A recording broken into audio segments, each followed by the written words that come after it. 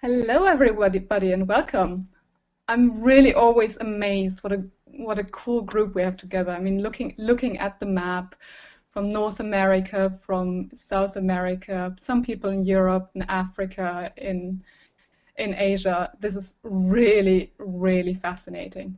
I'm saying hello. My name is Wiebke Herding. I'll be hosting this webinar, and we're gathering today for a webinar called Mindfulness as a Leadership Practice, which is really all about kind of how can we use presence and connecting to the present moment as a tool to become more effective in the change we want to bring into the world. And I'm really, really happy to have Susan Piver with us for this today.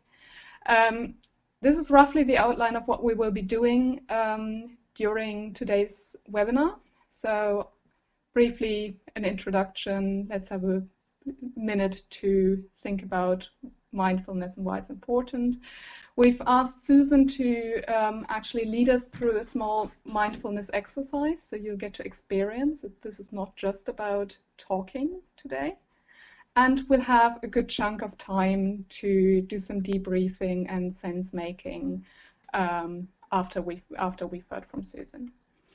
So that's our program. In terms of the MOOC, where we are at the moment is we're basically at the bottom of the U. So we've started off with Peter Zenge,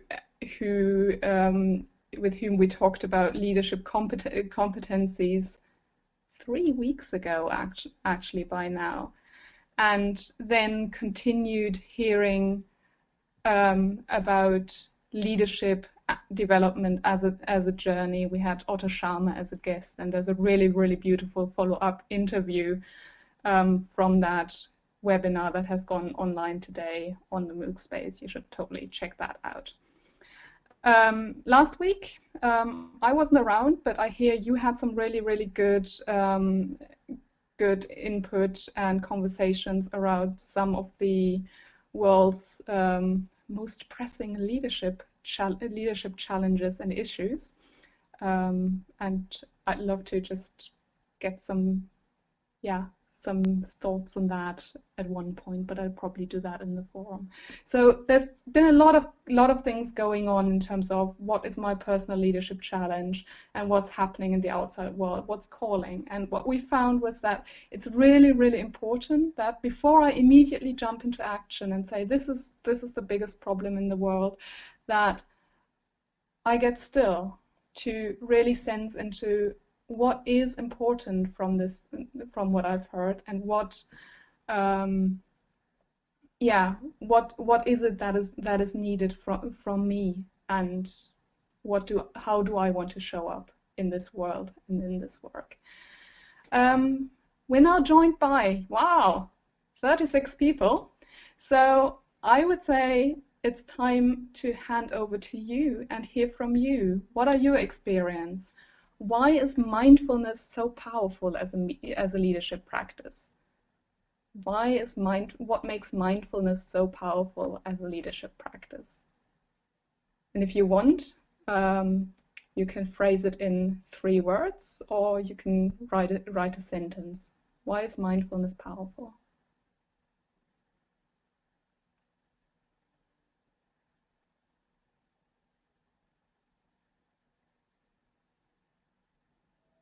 Reflection in action. To get a clearer understanding of your own aims and wishes. It's absolutely necessary to be in the present moment with full awareness before action. Mindfulness gives space. We can take notice, downshift. We can find the right words at the right time. To keep focused on the important moves to make, to understand yourself and others in the process, to connect fully with oneself and others. It's about leadership qualities that are rather about being than about doing. It opens for myself and for others to connect with yourself, to take the right decisions at the required time. It helps taking a step back to reflect, being centered in myself, in my surroundings, in our and my world. Open your eyes, mind and eyes, self-direction. Taking care on what's happening around me.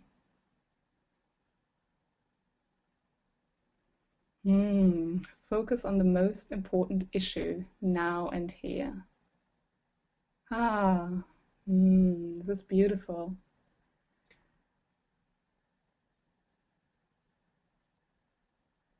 What I found interesting was before we started this call, I looked back at the recording from the webinar we had with Otto Scharmer, where he was quoting Jon Kabat-Zinn, and he had asked him, well, what is meditation about? What is mindfulness about? And Jon Kabat-Zinn had basically said, well, in the end, it's about paying attention. And Otto's reflection on this is that, well, isn't that what leadership is all about? So it's something really important, and yet for me, it's oftentimes something really, really difficult. And I find it hard to like step back from everything that's happening and step into, step back and just be for a moment. And trying to find that useful. So I'm really, really, really happy that we have Susan Piver with us. And Susan has been around as a meditation student and teacher for quite a while. She's written books and everything.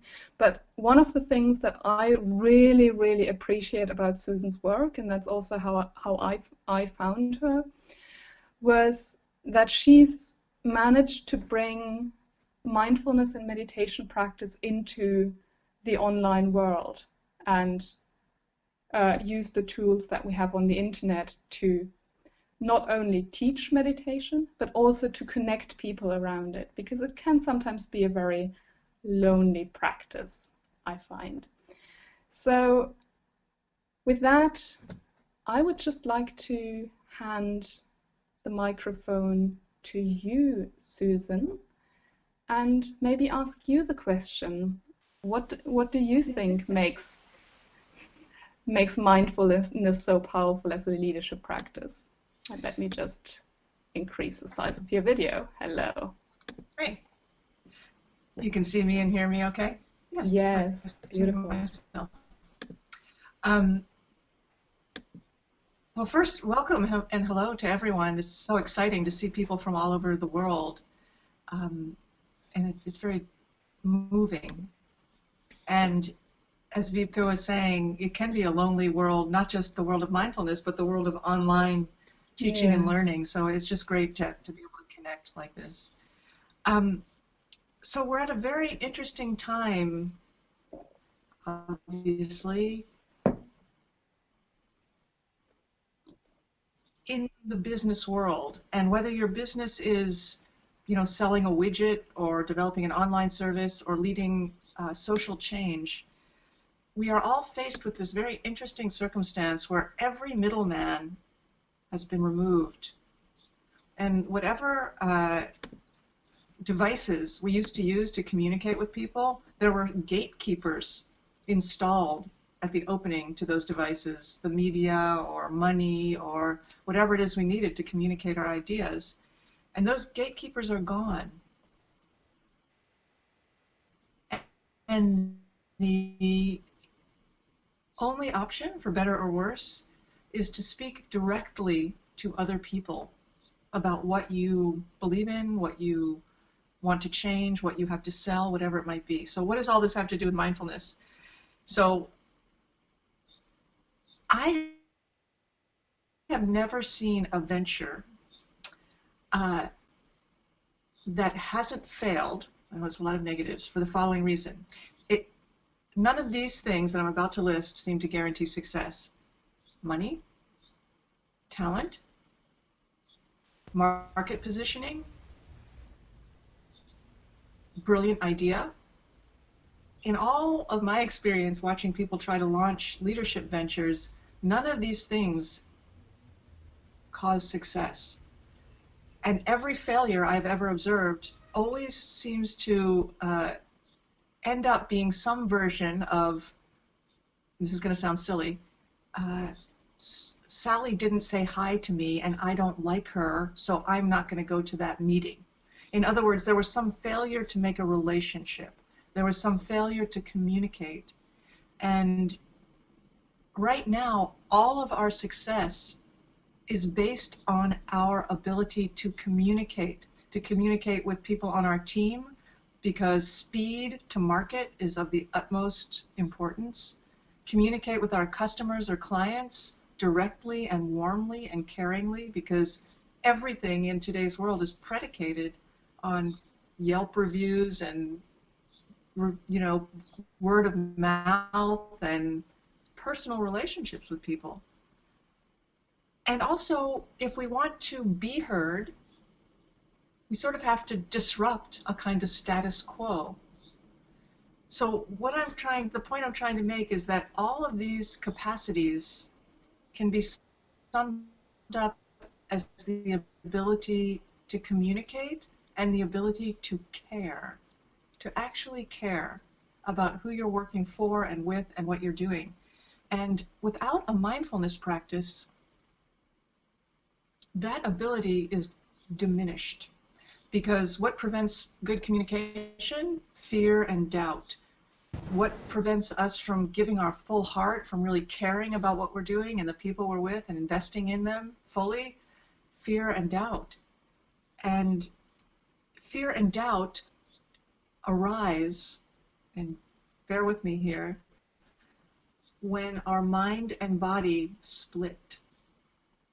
When our body is doing one thing, like trying to have a meeting with someone, but our mind is somewhere else thinking, well, I don't really know if they're going to like me, and I don't know if I understand my own point of view, and what if this doesn't work? My whole life is going to be ruined, or I hope this works. In other words, the mind is thinking one thing while the presence is trying to do something else. And it's just the fact of that split that causes fear and doubt, according to the Buddhist view. Mindfulness, all it is, I would offer you this very simple definition. It's nothing to do with being calm, luckily. It has nothing to do with thinking happy thoughts. Most importantly, it has nothing to do with remaining undisturbed. I think that's a big misconception about mindfulness, that it means you don't feel anything and everything's okay and you just remain calm at all times. But that's not the definition I'm going to offer you. The definition I'm going to offer you is the synchronization of mind and body. When our mind and body are in the same place, we relax.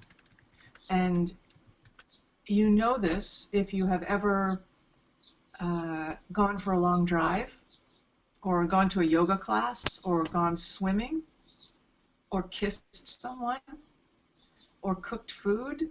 Those are all things that ask that our mind and body be in the same place. And they are things that tend to give us a sense of open relaxation and confidence. So I think that's why mindfulness is important in leadership. And just to summarize, because it enables you to communicate clearly based on what's actually happening in front of you rather than your thoughts about what's happening in front of you. And it softens your heart by removing fear and doubt, and therefore opens sort of the floodgate of caring about what you do, caring about the people you work with, caring about the people you serve. And caring is great. And I don't mean to sound crass or commercial, but it's also the foundation of success in today's world, is actually caring and being authentic. So I think that's a very hopeful situation. Does that make sense? Oh, yes. So how do we practice mindfulness?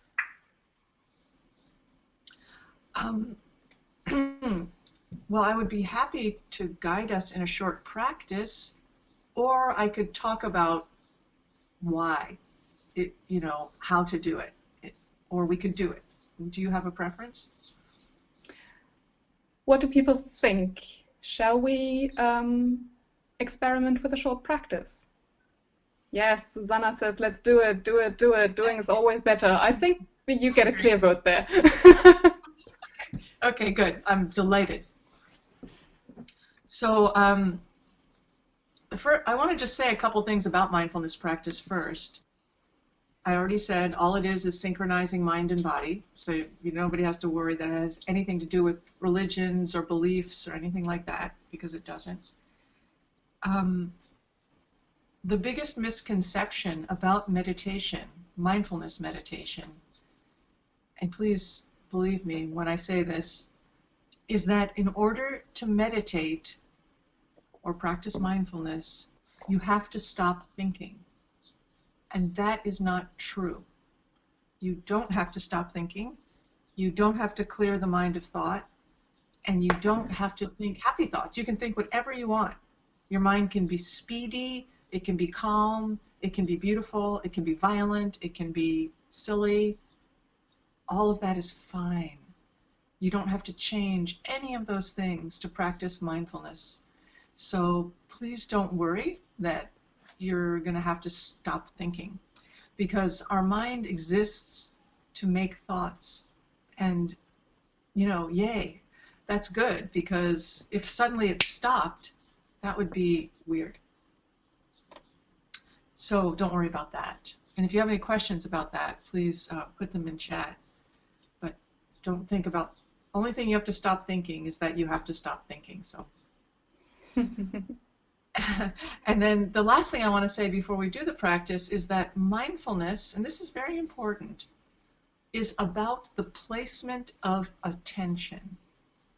And in our world, whether you're in Boston or Cameroon or Munich, wherever you might be, we all are faced with the same problem right now, which is this needs our attention, that needs our attention, this needs our attention, this screen, that problem, this meeting, that show, this advertisement. Our attention is constantly ping-ponging all day long, and sometimes all night long. And it creates this habit of mind that is jumpy. And we feel like we don't have any say over where our attention goes, like anything can take it. But mindfulness is the practice of placing your attention where you would like it to go and cultivating the ability to hold it there.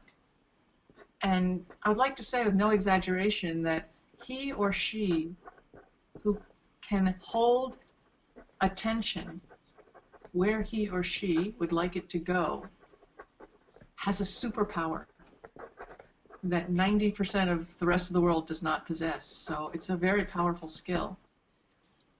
And what is meant by placement of attention? So just a very simple demonstration, and then we'll do the practice. You're sitting at your desk or in front of a screen of some sort, and you're doing whatever you're doing, just you don't have to stop.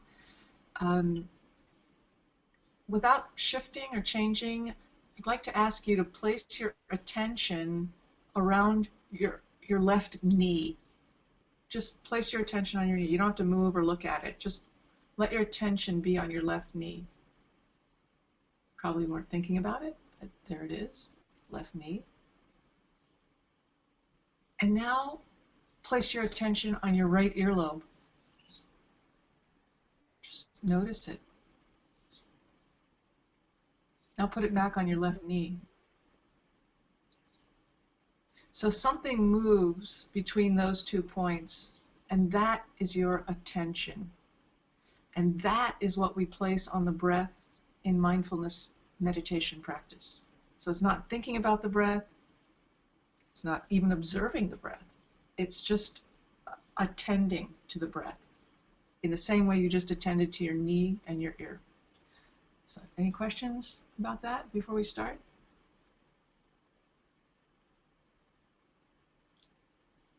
I don't see any. I think Okay. I'll start. Okay. So let's begin. There are three things actually to be mindful of in this practice. And the first is your own body. And the practice begins with the way you take your seat. And the basic idea is to just, whether you're on a cushion, on the floor, or in a chair, it doesn't matter, is sit up straight. And that's just because we can all feel a difference between this and this. Just creates a different sensation in the body. So sit up straight. If you're in a chair, which most of you probably are, you could place your feet flat on the floor or sit cross-legged, whichever you prefer.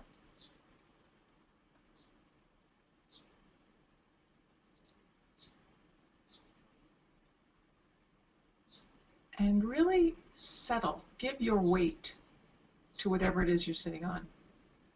Sometimes there's a feeling of sort of hovering above our experience, but now you can land, just sit.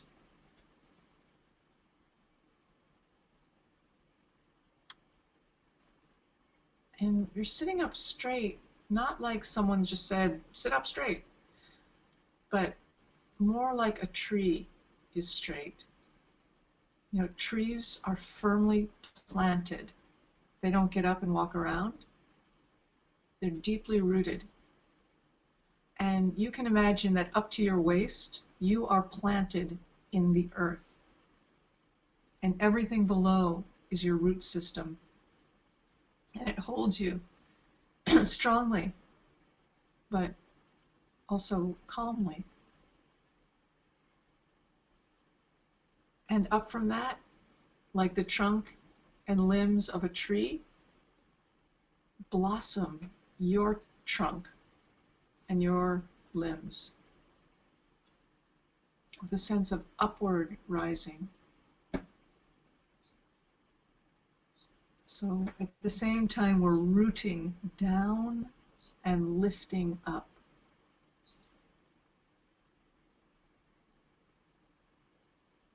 The hands are palms down, just above the knee, just resting, simple.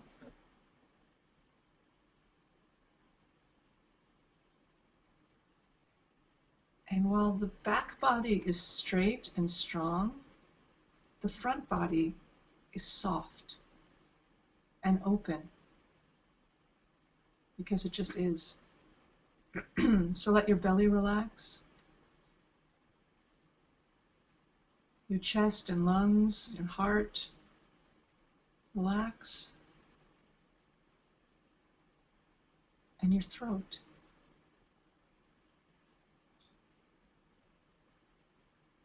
Strong back and soft front.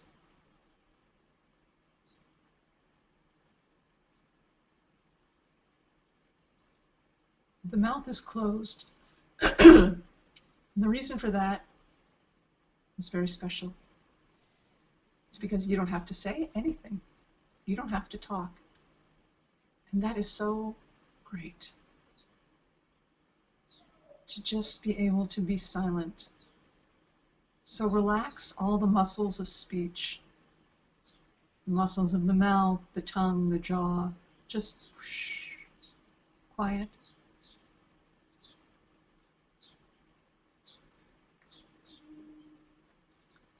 And you can, excuse me, also relax the inclination to speak.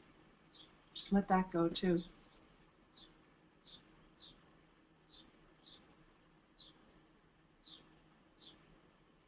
Breath comes in and out through the nose, naturally. There's no instructions for breathing because we all already know how to do that. And in this practice, the eyes remain open. And the gaze is cast down to a spot about 6 feet or 1.5 meters in front, or what would be there, if you could see that far. So the eyes are sort of pointed down a little bit. And I invite you to experiment with this eyes open practice, and we can talk about it afterwards. But if you've never done it this way, try it, unless you don't want to. But rather than staring at one point, let the whole visual field in. What can you see without moving the eyes around? Let all of that in. It should help the eyes to soften.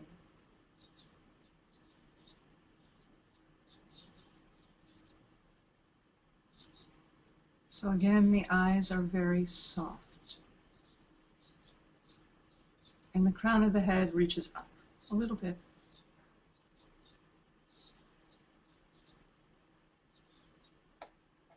And this is mindfulness of body. Now, place your attention on your breath. Excuse me. The thing that moved from your knee to your ear, put that on your breath. On the feeling of breath coming in on the inhale and flowing out on the exhale. Just feel your body breathing.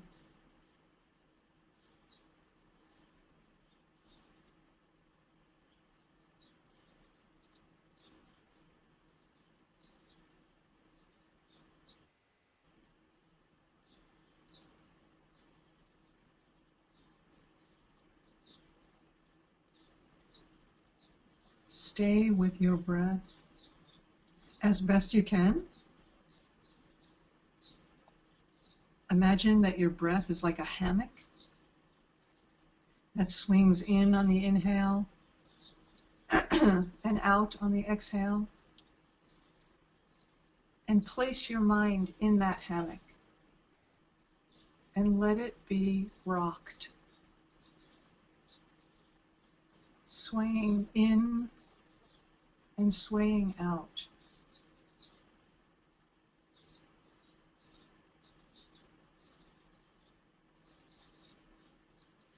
The mind loves to rest on the breath.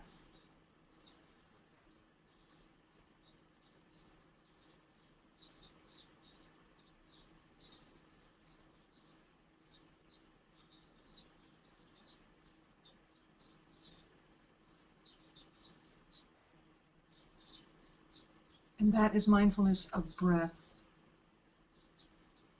Now, all this time, your mind is going blah, blah, blah, blah, blah. No problem. Most of your thoughts will come and go, and they won't really distract you. Cool. And if you notice at any point that you have jumped out of the hammock and have chased after a thought, whether it's a good thought, a bad thought, doesn't matter. When you notice this, oh, how wonderful. You just woke up and saw where you were. Then just let that thought go and gently bring your attention back to your breath and begin again. And this is mindfulness of mind.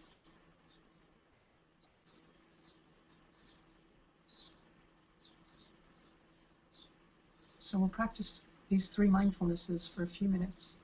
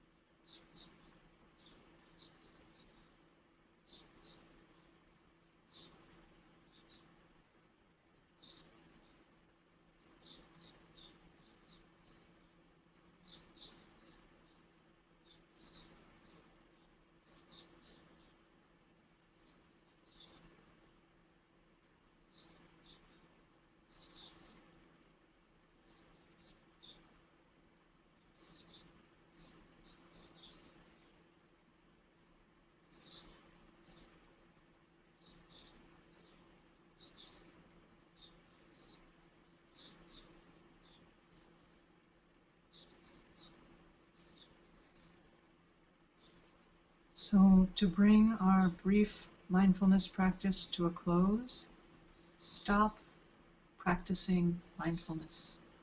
Just let the technique go. And come back. Excuse me. Yes. So thank you. Back. It's very wonderful to practice together all over the world. So great. If you can, if you have any questions, I'm happy to answer them. I first would love to ask you the question of what you noticed during this exercise, and this now goes to everybody who's with us in the chat. I'm noticing a lot of thank yous, and that was amazing. What did you notice while you were trying to be mindful of your body, your breath, your mind?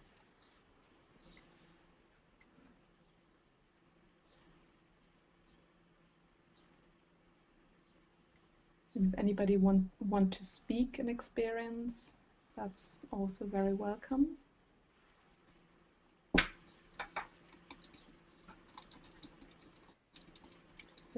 Resting the mind in a hammock is really useful. Inner peace, calmness, relief. I feel light. Yes, I like the hammock too. So many people did this exercise at the same time in different parts. Tickling the sensation, left toe hurt. Yeah.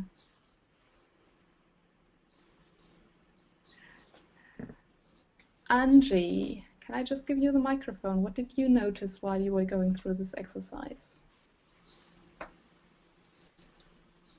Hello, Angie. And you're calling in from Cameroon, I hear.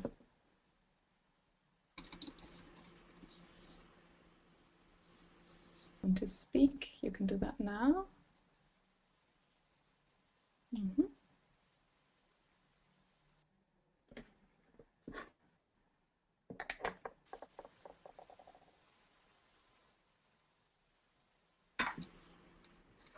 Okay. Comes to calm down. Present situation and light. I've been practicing mindfulness for 20 or so years. There's always something I learn and greater clarity comes to me. This time I have the perfect vision, finally, of my global innovative talent services in the U. Yes, Nice. beautiful. Okay, so it looks like Angie's microphone isn't working correctly. So let me just maybe kick us off with the question with a question at first. One of the things that you were speaking about, Susan, was about caring and how important caring is. And one of the things that I'm noticing in this space of trying to move into leadership for the global issues in the world, changing the world, that sometimes it's really hard when we care too much, because it's very easy to try to feel responsible to solve all the problems in the world. And I was wondering whether you had some thoughts of how we can bring our attention when we feel like to things when we care too much. Yeah. It's such a good question, and I really appreciate you asking it. I have two things I could say about it. One is the first person that we always have to care about is ourselves.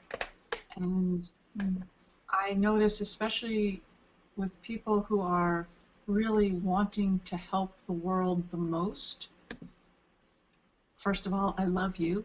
Thank you so much for your work. And second of all, these are the people that are most likely to put themselves last. To think, first I have to think about everyone else, then I can think about myself. And that creates problems. So the more gentle you can be with yourself and the more caring. It doesn't mean you have to just go get spa treatments, or just every time you feel stressed out, but just to be kind to yourself in a moment-to-moment way by appreciating yourself and allowing yourself to feel your goodness and your talent. Just really allowing that is really good. And also, I think the caring becomes too much when the pain of the world, not that it gets too much, because the pain of the world is immeasurable. There's no end to it. But the exhaustion seems to come in more when we try to hold it at bay. And we all have to be very smart. You can't just walk around feeling all the pain in the world, otherwise you'd just be crying all the time or have no energy. But when you can take time every day or every week, whatever it is, and just care about yourself by feeling your feelings, that is very rejuvenating. And by feeling your feelings, I don't mean telling yourself what you feel or why you feel it. I feel frustrated because I said this and they didn't believe me, and so now I feel really angry. Not that. But to feel the feeling. Like if you're angry, what does that feel like? Is it hot? Is it cold? Is it in your ears? Is it in your stomach? That's what I mean by feeling it and letting the story go, just for now. This helps keep the caring balanced. Yeah. Notice what it does, how it feels in my body when I feel like I'm caring too much, noticing what I feel. Becoming mindful of it, yes. Yes. I'm trying to keep an eye on the chat in terms of questions. There's some discussion of the practice, the feeling of I didn't do it properly. I need to do more practice better. And also, like, what exactly were the steps again that you were taking us through? That these are some of the questions that I'm seeing right now. Well, everyone gets an A. End of story. So there is a kind of thought that it should be easy to meditate, and it's not. I've been meditating for close to 20 years, and it's not easy. I have go through the same thing everyone goes through. Oh, I just thinking about lunch, and I should be focused on my breath, and I wonder if I have an illness, and oh, I should be focused on my breath. And it's not about making it easy. It's about being with yourself and constantly reapplying that intention of being with yourself. And as long as at any point in the meditation you remember to place your mind on the breath, even if it's only for a half an inhale, there's no way you can do it wrong. However, interestingly, there's also no way you can do it right, which is very un-American, I know. But there is no right way to do it. Just like there's no right way to be with yourself. That is a moment-to-moment thing. So, the great poet and mystic Rumi of, I think, the 12th century said something like, I'm paraphrasing, out beyond the idea of right doing and wrong doing, there is a field. I will meet you there. And this practice takes place in that field. So it doesn't have to be easy. The idea of meditation is not to be good at it. I'm not good at it. The idea of meditation is to become good at being yourself and good at living your life.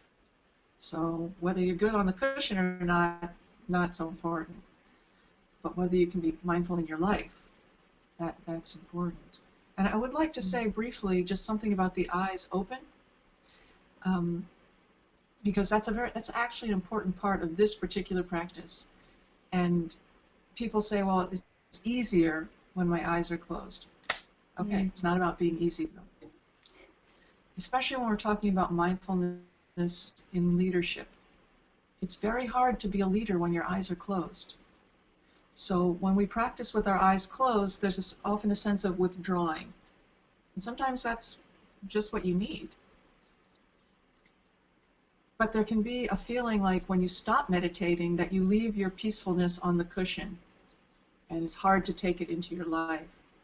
So when you practice with your eyes open, there's less of a divide between your mindfulness practice and your life. So this way of practicing is a practice of wakefulness, of alertness. Somebody in chat said they feel relaxed and activated. And that's a beautiful thing. That's right. And imagine if you could go into your day with all of your important tasks and longings and dreams with a sense of relaxed activation. That is a great thing. And it's hard to do that with your eyes closed. So I just want to mention that. Yeah. So we have some more questions here. And one of them, Julia, is asking, how can we create space for mindfulness in our daily work? And that's also something that I notice for myself. I have a meditation practice that is incredibly patchy. There are times when I do sit halfway regular, and then I fall out, and then I need to start again. So what are triggers that help for people to create these spaces? And maybe that's also a good question for people in the chat. What is working for you to make space for mindfulness in your daily work?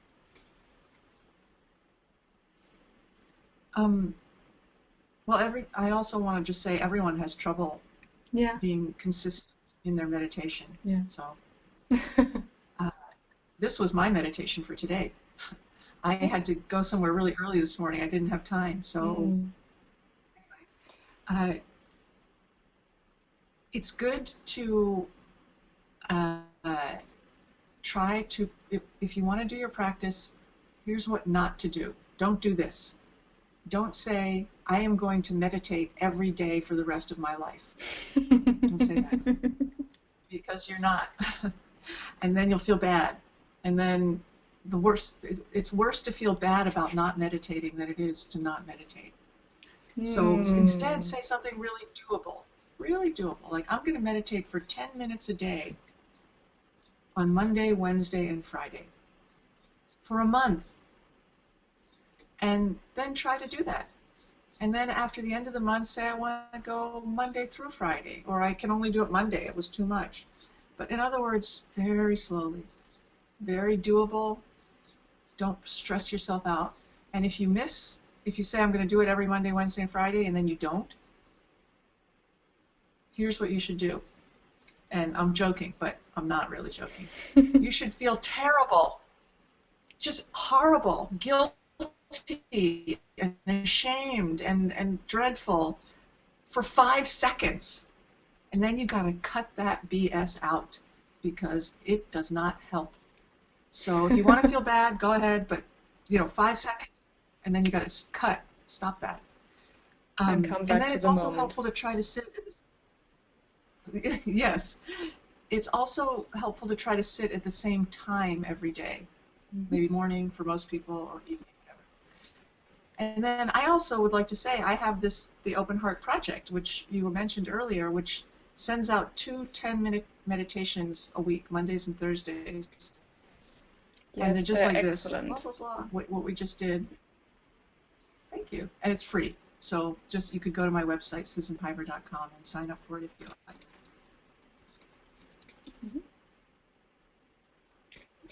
But do people have other ideas? Yes. So I'm seeing 2 questions that I would briefly love to go into. And one that's come up a few times is the relationship between praying and meditation. Is praying a Yeah. meditation, was Shah's question. Well, it's interesting. I've heard it said Mm-hmm. that praying is talking to God. Whether you believe in God or not is not the point, but praying is talking to God or wisdom or nature or your highest self, whatever it is you call it. Yeah. And meditation is listening. Mm-hmm. So praying is like talking and meditation is like listening. So they're both great and they complement each other, but I wouldn't say necessarily that they're the same. I think there's also a lot of variety in the way people pray. Like, I've grown up in a Catholic household, and for me, praying was like saying some rehearsed words that have been passed on for centuries, and it didn't mean more. But I know that, like, a lot of prayer is a lot more about actually connecting and listening and being. So lots of different ways to pray. And then there was another question a little bit further up, which was about bringing meditation into meditation, not necessarily, but bringing mindfulness into organizations or into a group environment. Like, imagine that I've experimented with that for myself privately. How can I invite others to maybe take this on or bring this into a group meeting that I have regularly? And also, I know that there are people in the chat who have good ideas on this question. Please answer it as well. Yes, please. What? Well, that's actually kind of a tricky question Yeah. because you can't make people practice mindfulness. Yeah. Because it's all about the way they hold their own mind. And trying to tell someone you should hold your mind this way is like saying you should go to sleep tonight and dream about thus and such. It's like you don't have any say over that. So, and mindfulness and meditation, I would say, are the same. There's in Buddhist world, we say there's two kinds of experience: your meditation experience and your post-meditation experience, and everything is one of those.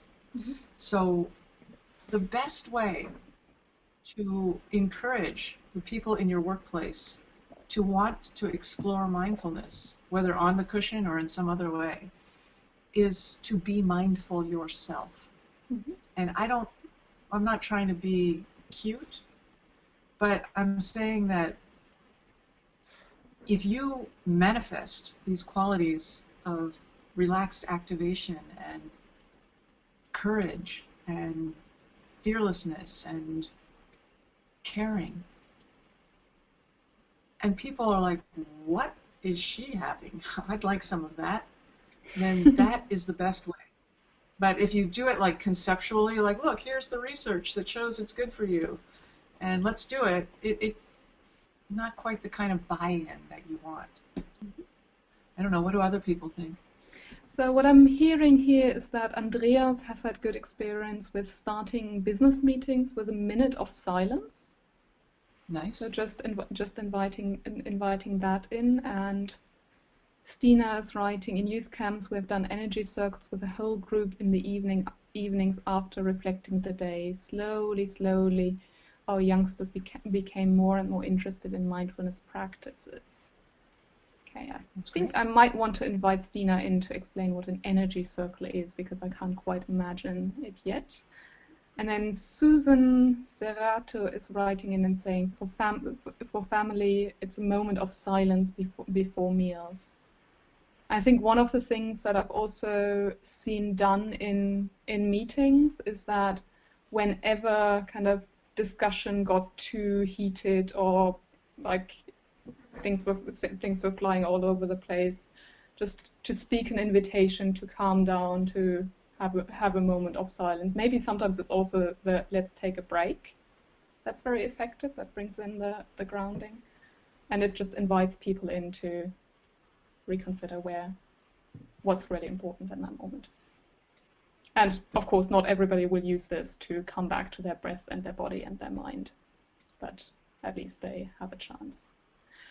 Oh, that's beautiful. So Stina's writing in the energy circle, just holding hands in a silent circle with eyes closed and thinking about our common energy, feeling it spreading around.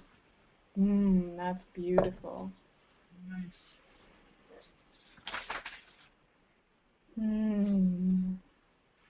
Somebody asked about kids, and it depends Yes. on how old they are, but if they're little kids, it's obviously very hard for little kids to sit still. But if you go for a walk and you say, let's see how many times we see the color red, or let's Yeah. see how many, birds we see, just something that causes the attention to focus on something outside of thinking, that can be a nice way for us too. You don't have to be a little kid to do that, but to sort of calm your mind down and become more mindful. Yeah. And I mean, you've been working with mindfulness for a long time. Like, what are the effects that you see, that you've noticed in yourself and also in others when they engage with mindfulness? Well, I can't really imagine what my life would be like without it. But I can tell you that everyone who knows me thinks I'm a lot nicer. And I mean, it's not like I was mean or anything, but I am definitely more patient and more. But the two main things that I have noticed that I value the most, one is, and I don't actually know why, but this happens for everyone. The more you practice mindfulness, the more able you are to be genuine. So I've really noticed that. And the more you practice mindfulness, the softer your heart becomes. That's why my thing is called the Open Heart Project, because your heart softens and opens, and you are able to feel more kindly towards others, and your world touches you more. So your emotions come to life. And while that can be unbalancing and difficult in some ways, in other ways, that's the gateway to love. So more genuine, more loving. Nice. Yeah. And seeing that spread in our organizations and our families, it's not a bad thing. I'm looking around. I think we have time for like one or two more questions. So maybe I'll pass the baton to Susanna to see have you noticed any questions, any patterns that have arisen from the conversation in the chat that we haven't touched on?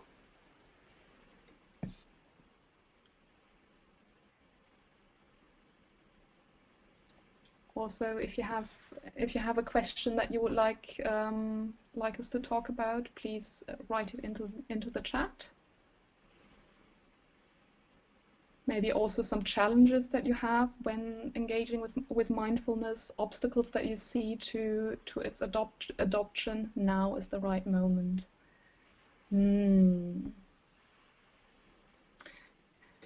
So Coffee is writing from his own experience, and that's actually quite beautiful. My boss says I'm incredible because even when there's a conflict around me, I'm able to do deep reflection, what he can't do. And he can't do that. I would like to improve this quality. How can I bring this capacity of deep reflection that others see in me to others? What have you tried? What has worked for you, Coffee?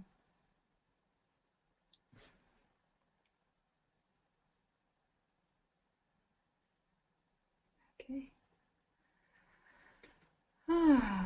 Beautiful. Thank you. So, each MOOC session will be opened with a common silence and energy circle from now on. We will all be holding hands.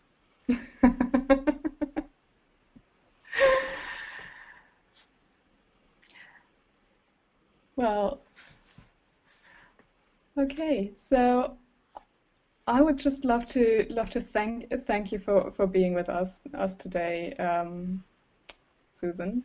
I think that this was a really, really lovely reflection and quality, and it's so important for us to engage with this difficult. Thank you so much for inviting me, and it's a privilege and an honor to be a part of this. I'm excited for all of you, and really, this has really been wonderful.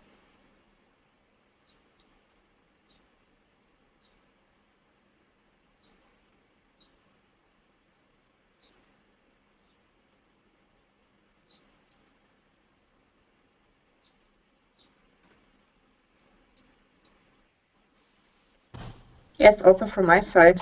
Thank you so much, Susan. It was really You're welcome. nice, and there were so many people joining, and yeah, thank you for this very nice session. Bye.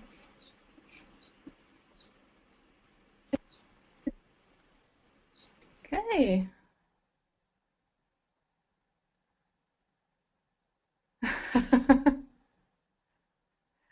So I seem to have had difficulties technically.